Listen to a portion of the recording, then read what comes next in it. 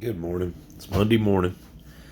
Getting ready to head out for work, and I was pouring over the book of Second Timothy and the beginning of Titus, and had some things kind of hit me on a personal level this morning. And over in Titus, even where he's having Paul is having him go through the island of Crete, appointing elders. And I looked up that word elder, and it says traditionally, it's been a position of authority. In reality, the focus is upon the responsibility of caring for others. It's not about a position. This isn't a position. It's a person who is becoming mature in the faith, who's figured out what the faith is all about. It's about the power of God that makes us godly. It compels us to follow after Jesus, who teaches us how to live godly lives. If I back up just a little bit from that, it says, this is a letter from Paul, a slave of God and apostle of Jesus Christ. I have been sent to proclaim faith to those God has chosen, and to teach them to know the truth, Jesus, that shows them how to live godly lives. Christ came to display the path back to the Father, and that path is marked out by godliness that he displays, that he says that if we follow him, we'll have to take up our cross and deny ourselves, become lovers of what is good and not lovers of pleasure.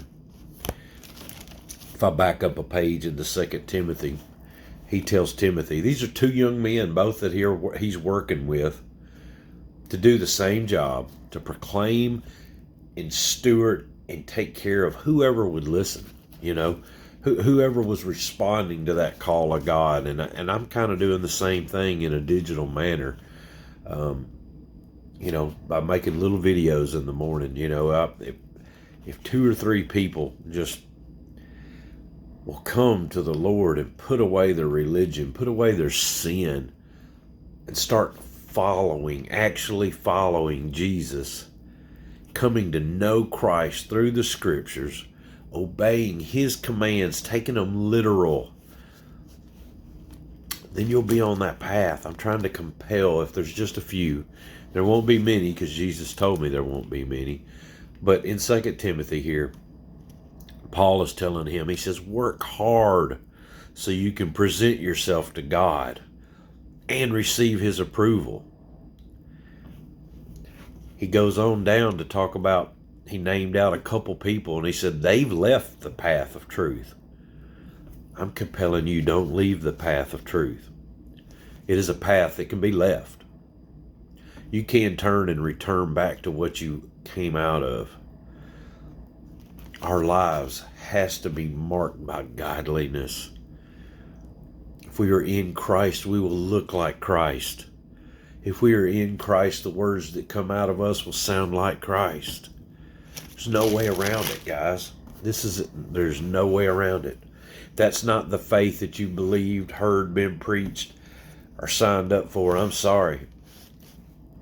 You possibly have never got on the path of righteousness. Come to know the one that can teach you how to live a godly life, Jesus. It says it right here in the beginning of Titus. Compelling you. Become childlike in your faith. He goes on to say, everything is pure to those whose hearts are pure, but nothing is pure to those who are corrupt and unbelieving, because their minds and consciences are corrupt. Such people claim they know God, but they deny him by the way they live. Let me turn off my alarm. Are we denying God by the way we live? Or are we working hard to present ourselves to him holy, pure, blameless, without a spot or without a wrinkle? His word says that we can appear before him without a spot, without a wrinkle. He's given us a way to settle our differences with our adversary before our court date. There's a way even when you blow it.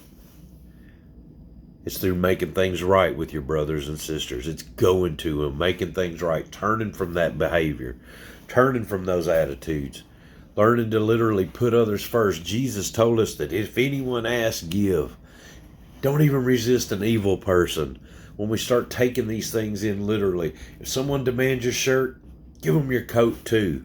If they demand you to go 1 mile, go 2 miles. Sell all you have and come follow me. These are the words that Jesus spoke. Feed on me. You must feed on me. Eat of my flesh, drink of my blood. I'm the manna that come down from heaven. There's a well of water that'll spring up in you and lead to everlasting life if you'll allow it. Love you guys. Have a good day.